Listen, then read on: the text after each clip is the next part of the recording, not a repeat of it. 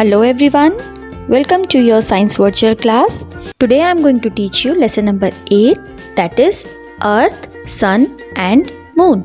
Earth means होता है पृथ्वी, Sun means सूर्य और सूरज बोलते हैं हम, and Moon means चांद या चंद्रमा. So let's start our chapter with the topic the Sun. The Sun is a big ball of hot burning gases. और ये किससे बना होता है? ये हाइड्रोजन से बना होता है. The hydrogen is continuously changing into helium और इस process results in the emission of huge amount of energy in the form of light and heat. और इस प्रोसेस से बहुत ज़्यादा एनर्जी निकलती है. किस फॉर्म में? लाइट और हीट की फॉर्म में.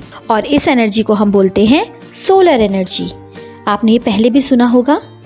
Solar energy is the main source of energy in the entire solar system. Okay, so our next topic is the moon. Moon is a grey dry ball of rock that revolves around the earth. Moon grey colour का होता है. एक dry ball है rock की जो कहाँ revolve करता है, कहाँ पे घूमता है? अर्थ के आसपास. It is the only natural satellite of the earth. Moon एक नेचुरल सैटेलाइट है अर्थ का. A satellite is an object that revolves around a planet. और सैटेलाइट होते क्या हैं? सैटेलाइट एक ऐसे ऑब्जेक्ट होते हैं जो प्लैनेट के आसपास घूमते हैं. The moon is tiny in comparison to the sun. और मून सन से छोटा होता है, मतलब सन बड़ा होता है और मून छोटा होता है. But it looks of the same size. This is because the moon is much closer to earth than the sun. In fact, the moon is about a quarter of earth's size. Moon की अपनी कोई light नहीं होती, ये हमने पहले भी discuss किया था. Yet, it is the brightest object in the night sky. But अभी आप सोचेंगे कि मून की तो अपनी लाइट होती है, तभी तो वो रात को इतना सुंदर चमकता है. जब भी हम रात को स्काई की तरफ देखते हैं तो मून बहुत प्यारा लगता है चमकता हुआ.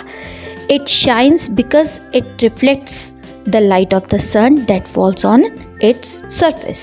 अब आपको समझ में आया मून को लाइट कहाँ से मिलती है? सन से. Next topic is surface of the moon.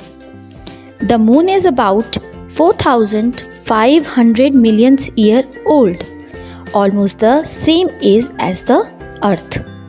Its surface is made up of rocks and dust. Moon की जो surface होती है वो rock से और dust से मिलकर बनी होती है. There is no water on the surface of moon. Moon की surface पे water नहीं होता है. Next is conditions on the moon. Okay बेटा, इसमें हम पढ़ेंगे कि मून पे कैसी conditions होती हैं. चलिए डिस्कस करते हैं. मून पे कोई एयर नहीं होती और मून पे कोई वाटर भी नहीं होता, इसीलिए मून पर लाइफ नहीं है. No air means there is no atmosphere. Simple. On the moon to block the heat of the sun. So it becomes boiling hot. इसीलिए वहाँ पे बहुत ज़्यादा गर्मी होती है. About 100 degrees Celsius during the day. Similarly, रात को वहाँ पे बहुत ज़्यादा ठंड हो जाती है.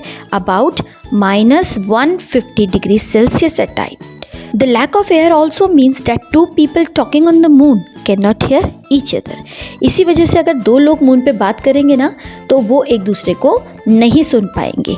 Moon's gravity means that gravitational force is 1/6 of Earth's gravity.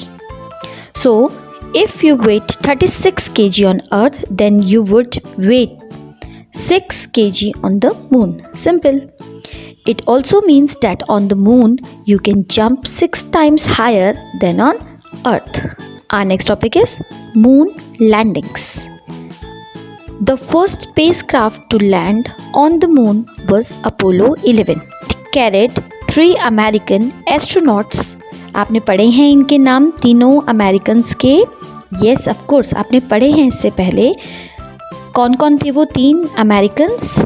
Neil Armstrong, Edwin Aldrin and Michael Collins. और ये कब गए थे बेटा वहाँ पे? ये गए थे 21 जुलाई 1969. Next topic is phases of the moon. Phases पता है आपको? जब आप मून को देखते हैं, आपने कभी ये नोटिस किया है कि रोज़ मून एक जैसा नहीं दिखाई देता है? कभी मून आपको बिल्कुल राउंड दिखता है, कभी उससे छोटा दिखता है. तो वो क्यों होता है? just because phases of the moon. चलिए पढ़ते हैं ऐसा क्यों होता है. As the moon orbits the earth, it also spins around its own axis. The periods of rotation and revolution of the moon are almost the same. जो period होता है रोटेशन का और होता है रेवोल्यूशन का वो ऑलमोस्ट सेम होता है. So the same side of the moon is always facing the earth.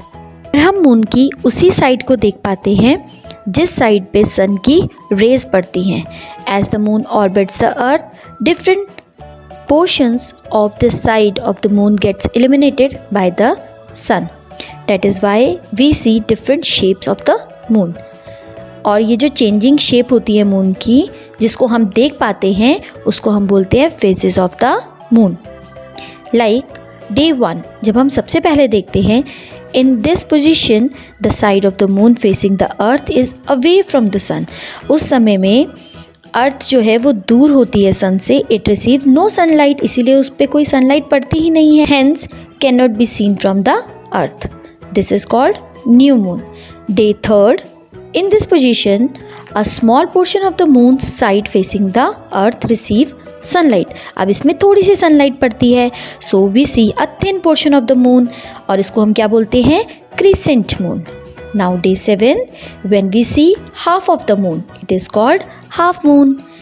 Now day 10th when we see 3/4 of the moon it is called the gibbous moon. Now day 14 when the entire side of the moon facing the earth gets sunlight. जब पूरा का पूरा moon sunlight को face करता है we see the perfectly round moon. उस दिन हमें पूरा चांद नज़र आता है, बिल्कुल गोल चांद, तो उसको हम बोलते हैं full moon. The phases reverse after this. The time between two full moons is about 29.5 days. That's all for today. See you in the next class. Till then, goodbye. Take care of yourself. Thank you.